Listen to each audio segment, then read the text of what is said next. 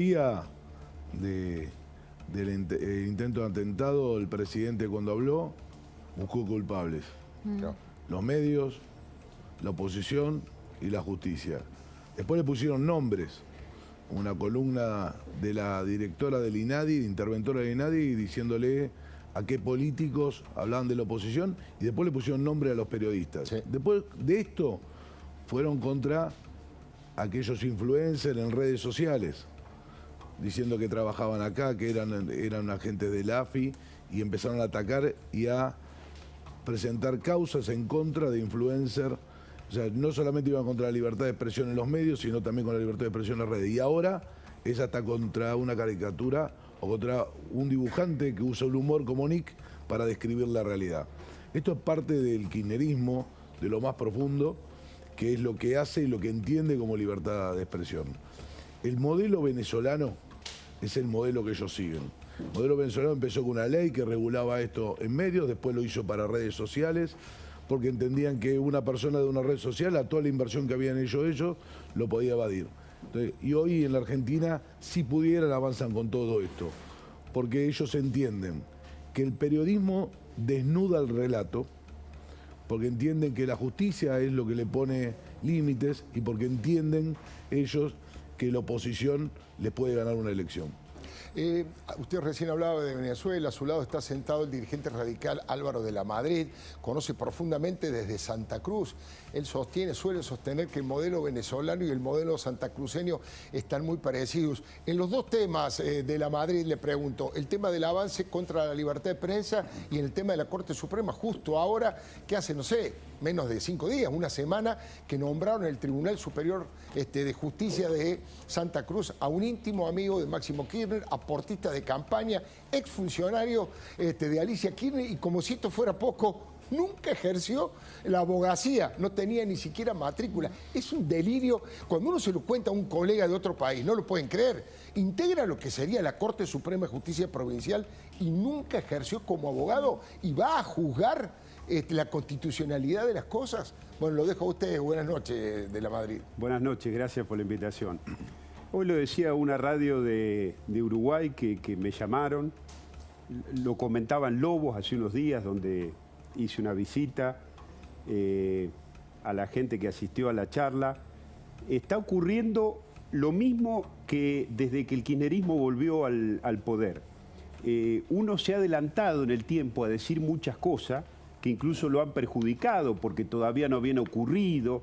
Entonces parecía que uno estaba diciendo cosas que no tenían anclaje en la realidad, que el presidente nunca había asumido, que era un presidente testimonial, que Cristina iba a ir por él, que de lo que se trataba era de que la vicepresidente quiere escapar de la justicia y de su destino, que es la cárcel o el exilio, que sin Cristina delincuente no había Alberto presidente, que no estamos en el mismo barco, aunque estamos en la misma tormenta, que en la Argentina está en juego y en jaque las instituciones, la verdad y la democracia, que Cristina es tan mafiosa que era capaz de declarar en contra de Néstor para salvarse y que estaba dispuesta en este tránsito hasta el 23 a cometer nuevos delitos para escaparse de su destino. Y la Venezuela argentina es Santa Cruz y es preexistente. Hoy subí a las redes una nota que me hicieron en el 2020 en perfil y decía, no se hablaba del tema, viene en la Argentina una reforma electoral, judicial y constitucional. Eso es Santa Cruz, es decir, una corte familiar, una corte militante, una corte adicta, servil, amigable. Lo sacaron a Sosa, aumentaron los miembros de la Corte de 3 a 5, colonizaron la justicia, y esa es la justicia que le gusta al kirchnerismo. La que nunca la investigó a Cristina Por eso tan desesperada. Ahora, perdón Álvaro, pero ese modelo no pudieron exportarlo a nivel nacional y ahí también lo sumo a Ritondo. Me da la sensación de que un sector importante de la oposición política, del periodismo y de la justicia actúa porque Cristina de hecho está siendo juzgada y en breve va a tener, bueno, un fallo, puede ser condenatorio o absolutorio, lo decidirán los miembros del Tribunal Oral Federal 2, pero digamos, hubo mecanismos en la Argentina que por lo menos hasta ahora permitieron obturar que el modelo santacruceño llegue a nivel nacional. No sé qué opina el diputado también. Ritondo? Sí, Débora, la verdad que la oposición en esto se mantuvo unida y en la Cámara de Diputados, los 116 diputados, pudimos parar la reforma al Consejo de la Magistratura,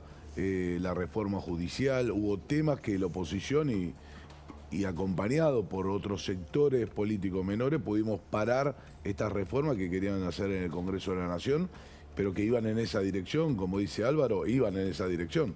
Lo que pudo la mayoría en el Congreso poder no llevar a esta realidad que sería haber sacado estas leyes. Entendamos que apenas asumieron, el presidente, como bien decías hace unos minutos, mandó un candidato a procurador, el doctor Rafecas, que la oposición dijo que iba a acompañar y que la propia Cristina dijo que no a la propuesta del presidente. Y empezaron con eso los más fanáticos a buscar una reforma dentro de la procuración, acompañado de la reforma que querían hacer de la justicia federal. Y digo, esto tuvo, desde los medios que desnudaron este relato y desde la oposición pudieron pararlo. Ahora, no quiere decir que esto no intenten trasladar ese modelo, lo que hoy no pueden, porque hay una realidad política y mediática absolutamente distinto a lo que ellos tuvieron en Santa Cruz. Ahora, quiero saber la opinión de ambos, de Cristian Ritondo y de Álvaro de la Madrid, porque una cosa es Parrilli, el avance sobre la Corte Suprema, si pasa o no pasa, y otra cosa es que hable un hombre que integró la dictadura militar y que intentó hacer un ejército chavista como el general Milani, entre otras explicaciones que tiene que dar ante la justicia, que hoy ya empezó a hablar de guerra civil y de baño de sangre. Vamos a escuchar lo que decía este general, insisto, que integró la dictadura militar y que fue el jefe del ejército de Cristina, del Ejército Nacional Popular y Chavista que quisieron hacer y no lograron. Fíjate lo que decía César Milani. Detrás de esto hay que ver quién está apretando la cola del disparador o el gatillo, como se le dice, de un arma para intentar matar a una vicepresidenta. Pregunto a estos pregoneros del odio contra el peronismo, contra sus militantes, sus dirigentes, y en general hablo, ¿qué están buscando estas clases de personas que son unas basuras? Pueden ser políticamente dirigentes del PRO, o de Cambiemos, o de Juntos por el Cambio, o libertarios como el impresentable de Milei, o como otros que lo acompañan como López Murphy y demás. ¿Pero qué están buscando estas basuras? Bueno, dicho en boca de Milani, la verdad que es para que la gente que fue mencionada esté preocupada. Sí. Todo el mundo sabe la estructura de inteligencia que armó cuando le tocó estar a cargo de la jefatura en las Fuerzas Armadas. Pero le pregunto a Cristian Ritondo sobre esto. ¿Qué peligrosidad tiene que este señor haga estas declaraciones?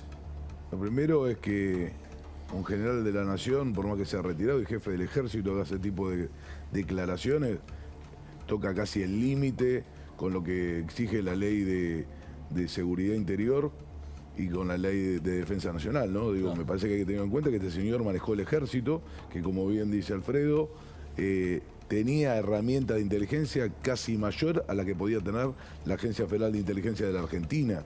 Este señor todavía debe que dar muchas respuestas a la justicia, y si cree que con esto aumentar o echar culpas a otros es el estilo más populista, ¿no?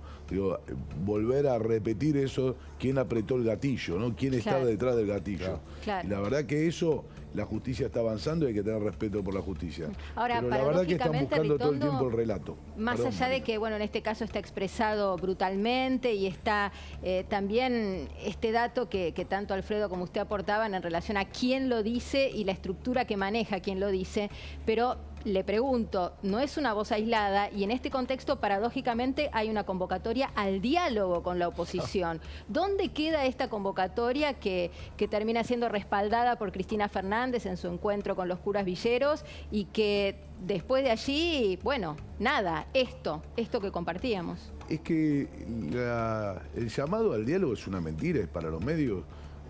No hubo ninguno institucionalmente, ni a la presidenta del partido, en el caso del PRO, digo, ni al presidente del partido, que es Patricia Bullrich, ni al único gobernador que tenemos, que es Horacio Rodríguez Larreta, ni a mí como presidente del bloque de la oposición y del PRO, nos han convocado. Bueno, lo único que confirmó Macri, ayer lo hizo aquí con Majul, es que Torello efectivamente se juntó con Cristina, pero de ahí no había surgido ningún pedido concreto. ¿No? Y aparte fue principios de julio. Sí, hace más de... Y fue una presentación, fue una cuestión de asumir un senador saludando a la presidenta del Senado de la Nación. Pero digo, es una mentira, digo, porque para llamar al diálogo primero hay que respetar al otro. Y acabamos de escuchar que no respetan al otro.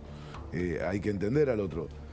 Y cómo se convoca, con temas que estén arriba de la mesa, sean claros, y el Juntos por el Cambio ha dicho que el lugar de la discusión, del diálogo, es el Parlamento de la Nación. De la Madrid, ¿cómo tenemos que interpretar lo que dice César Milani, que mete el concepto de guerra civil, de baño de sangre? ¿Cómo debemos interpretarlo? Bueno, a mí no me sorprende.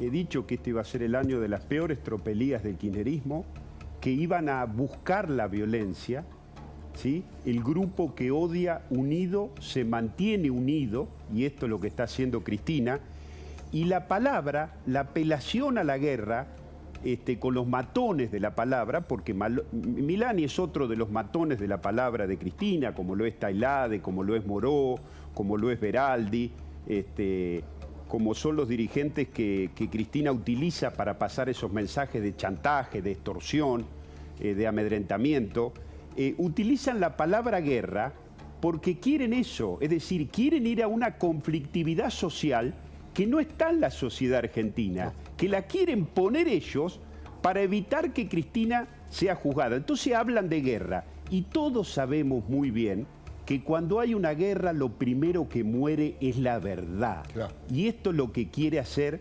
el kirchnerismo. Cristina está dispuesta a hacer cualquier cosa con su demolición institucional para que la sociedad argentina acepte lo que no desea: la consagración de su impunidad, la manipulación electoral para poder jugar con las reglas que quiere para la próxima elección e intentar perpetuarse en el poder. ¿Y por qué digo esto?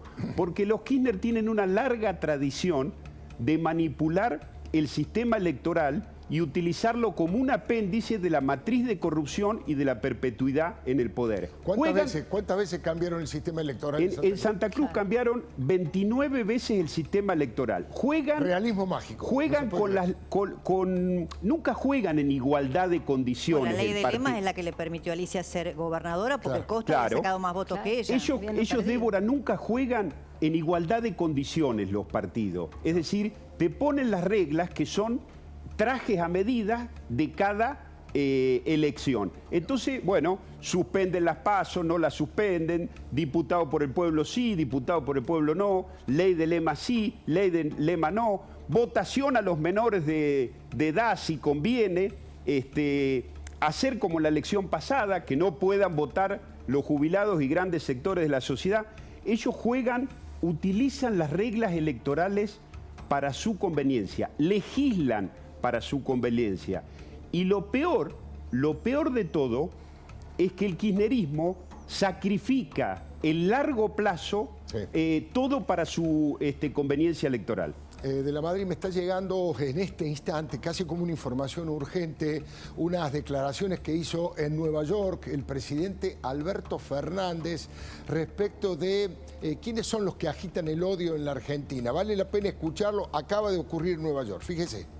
En tiempos donde la crueldad fascista